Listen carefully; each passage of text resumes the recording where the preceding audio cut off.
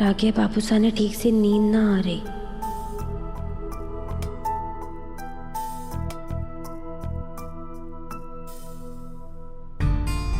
हमारा सपना पूरा हो सके उसके लिए बाबूसा ने अपना कमरा ही ना अपनी नींद तक कुर्बान कर दी।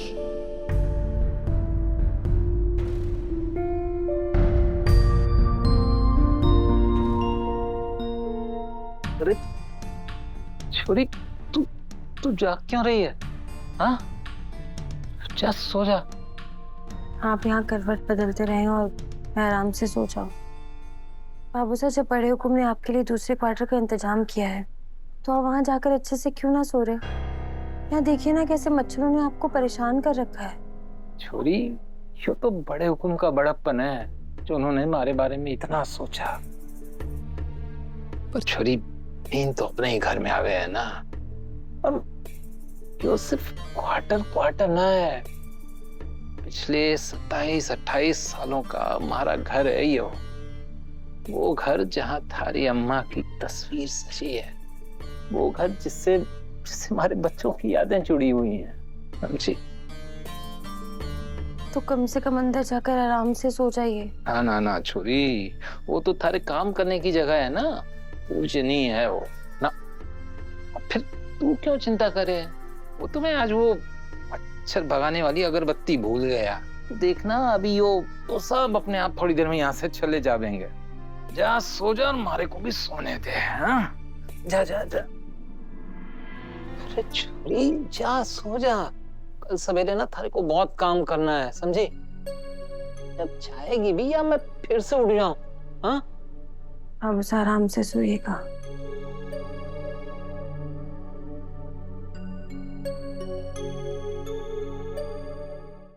देव सर, आप कहाँ जा रहे हैं? अभी तक सोए क्यों ना? कल से कुछ खाया नहीं था और आज तुमने इतना टेस्टी खाना खिला दिया कि मैंने ओवर ईटिंग कर ली है, इसलिए बाहर वॉक करने जा रहा हूँ, थोड़ा बेटर फील होगा। तुम ठीक हो? मैं तो ठीक हूँ देव सर, लेकिन बाबूसा ठीक ना है। उन्होंने अपना कमरा हमारे काम के लिए दे दिया और अब वो खुद बाहर आंगन में गर्मी में मच्छरों के बीच अच्छे से सो भी ना पा रही। इसका कब तक चलेगा देव सर? मैं उनसे बात करके रिक्वेस्ट करता हूँ, वो चौहान हाउस के गेस्ट रूम में भी तो रुक सकते हैं। बाबूसा बेटी के घर का पानी तक ना पीवे हैं, बेटी के सासरे में रुकने का तो सवाल ही ना उठे। I get it।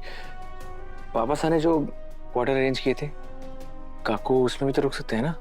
बाबूसा अपना क्वार्टर नहीं छोड़कर कहीं जाना ही ना चाहते और अपनी जगह वो भी बिल्कुल सही है।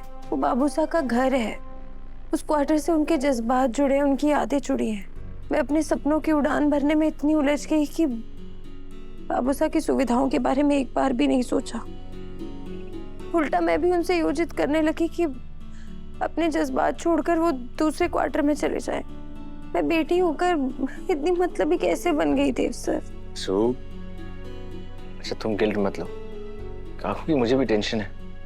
वो पूरे दिन में एक सेकंड के लिए भी नहीं बैठते हैं। अगर उनको रात को भी आराम नहीं मिला तो उनकी तबीयत बिगड़ जाएगी। इसी बात का तो डर है देव सर। आपने याद है ना वो पिछली बार कैसे थकान की वजह से चक्कर खा के गिर गए थे? इस बार हम ऐसा कुछ नहीं होने देंगे। मुझे थोड़ा समय दो, मैं कुछ सोचता हूँ। हमारे पास समय तो ना है देव सर। मैं बाबूसा के कदमों में दुनिया जहां की सारी खुशियां रखना चाहती हूँ, वो भी आज के आज। देव सर, हमारे मन में एक बात आई है। अब तो हमारी फैक्ट्री भी ठीक ठाक चल रही है, अचार भी बिकने लगे हैं, बाजार में हमारे अचार का नाम भी हो रहा है। तो क्यों ना हम फैक्ट्री के लिए कोई दूसरी जगह किराए पर ले लें? नॉट बैड बिजनेस वुमेन वसुधा सिंह चौहान, तुम तो मासा की तरह बड़ा सोचने लगी हो। और अब जब तुमने सोच ही लिया है तो मैं बहुत जल्द तुम्हारी फैक्ट्री के लिए नई जगह ढूंढकर जल्दी से जल्दी तुम्हें बताता हूँ। अब चलो, मैं तुम्हें कॉल देता हूँ, काकू के बेड के पास जला देना ताकि उनको अच्छे से नींद आ जाए। आओ। देव सर, हमारी हर मुश्किल का हल कैसे होवे है आपके पास? जैसे तुम्हारे पास मेरी हर प्रॉब्लम का सलूशन है, वैसे ही पापा सा कहते हैं कि भगवान सोच समझकर एक दूसरे की जोड़ी बनाते हैं। जब किसी एक को प्रॉब्लम हो तो बिना कुछ पूछे दूसरा उस प्रॉब्लम को पढ़ता है, उसका हल भी निकालता है। Just like us, perfectly complementary couple. हमारे को अभी इतनी अच्छे से अंग्रेजी ना आई है, हिंदी में बोल कर बताइए। तुम बस यूं समझ लो हम दोनों एक दूसरे के लिए बने हैं। जैसे देवी हुकुम और बड़े हुकुम। आओ।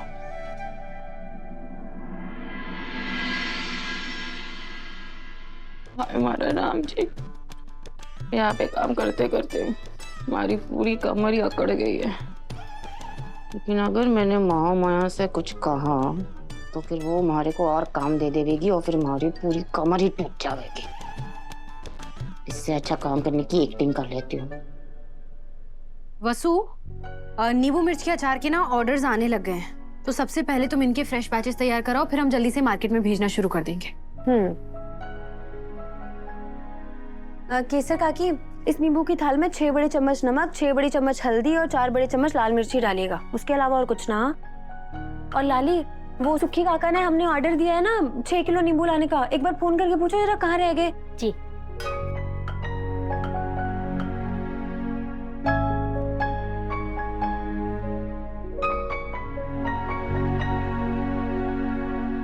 अरे केसर काकी रुक जाइए, यो क्या कर रही हैं आप? मैंने आपसे सिर्फ 6 चम्मच नमक डालने को कहा था, आप तो डाले ही जा रही हैं। माफ करना वसु, हमारे से बहुत बड़ी गलती हो गई। वो मेरा ध्यान थोड़ा।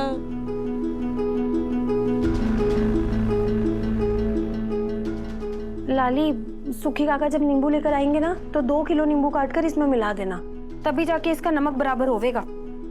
जी भाई साहब। केसर काकी, मैं सुबह से आपको देख रही हूँ, आपका सारा का सारा ध्यान आपके मोबाइल फोन पर है। ये तो अच्छा हुआ ना जो वसु ने आपको एक्स्ट्रा नमक डालते हुए देख लिया, नहीं तो यही अचार मार्केट में चला जाता और फिर हमारे ब्रांड का नाम खराब होता ना। आप ध्यान रखिए प्लीज। कोई बात ना दिव्या मैडम, कभी कभी गलती हो जावे है। अरे पर गलती घर गृहस्थी के काम में हो जावे, घर की रसोई में गलती हो जावे तो सब चले, लेकिन यो व्यापार है, ग्राहकों का विश्वास जीतना है, हमें गलती ना हो सके। ठीक से काम कर।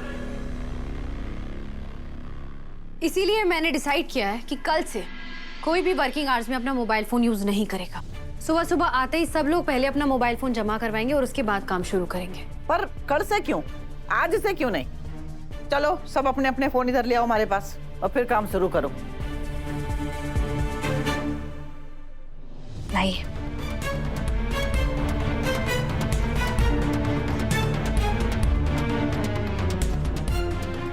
ओ छोटी बिंदनी, थारे को अलग से बोलना पड़ेगा के? दे फोन।